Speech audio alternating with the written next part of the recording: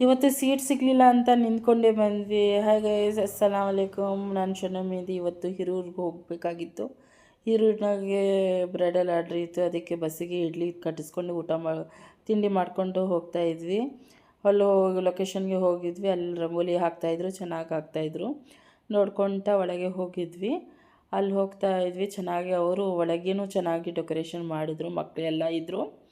ಅವರು ಹೊಸ ಡ್ರೆಸ್ ಎಲ್ಲ ಕಾಯ್ತಾಯಿದ್ರು ನಮಗೋಸ್ಕರ. ಬಟ್ ಬ್ರೈಡಲ್ಲೇ ಬಂದಿರಲಿಲ್ಲ. ಅದಕ್ಕೆ ನಾನು ಸುಮ್ಮನೆ ಡೆಕೋರೇಷನಿಂದು ವೀಡಿಯೋಸ್ ತೊಗೊಳ್ತಾ ಇದ್ವಿ. ನಮ್ಮ ಅಷ್ಟರಲ್ಲೇ ಬ್ರೈಡಲ್ ಬಂದರು. ಅವ್ರಿಗೆ ಫ್ರಂಟ್ ಬ್ಯಾಕ್ ಹಾಕಿದ್ವಿ. ಫ್ರಂಟ್ ಸ್ಟಾರ್ಟಿಂಗಿಂದ ತೊಗೊಳಕ್ಕಾಗಿಲ್ಲ, 1 ಗಂಟೆ ಲೇಟ್ ಆಗಿತ್ತು ಅಂತ ಬೇಗ ಸ್ಟಾರ್ಟ್ ಮಾಡಿಬಿಟ್ವಿ ನಾವೆಲ್ಲ. 2 ಗಂಟೆ ಆಯ್ತಂತ ಮಧ್ಯಾಹ್ನ ಊಟ ಮಾಡ್ಕೊಂಡ್ರಿ ಅಂದರು. ಅದಕ್ಕೆ ಊಟ ಮಾಡಿಕೊಂಡು ಮಿಕ್ಕಿರೋರಿಗೆ ಸೈಡಸ್ಗೆಲ್ಲ ಹಾಕ್ತಾ ಇದ್ವಿ. ಈ ಥರ ಇಂಡಿಯನ್ ಡಿಸೈನ್ ಬಂದೈತೆ. ನನ್ನ ವಾಯ್ಸ್ ಒಂದು ಸ್ವಲ್ಪ ಶೀತ ನೆಗಡಿ ಎಲ್ಲ ಆಗಿದೆ ಅಂತ ಒಂದು ಸ್ವಲ್ಪ ರಫ್ ಆಗಿ ಬರ್ತಾಯಿದೆ.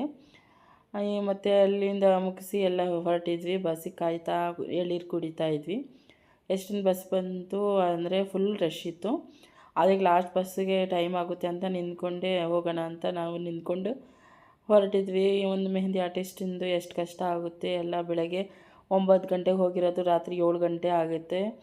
ನಾನು ಈ ಮಿನಿ ಮಿಲಾಕ್ ಇಷ್ಟ ಆದರೆ ಲೈಕ್ ಮಾಡಿ. Keep watching. ಅಲ್ಲಾಹ್ ಹಾಫೀಸ್.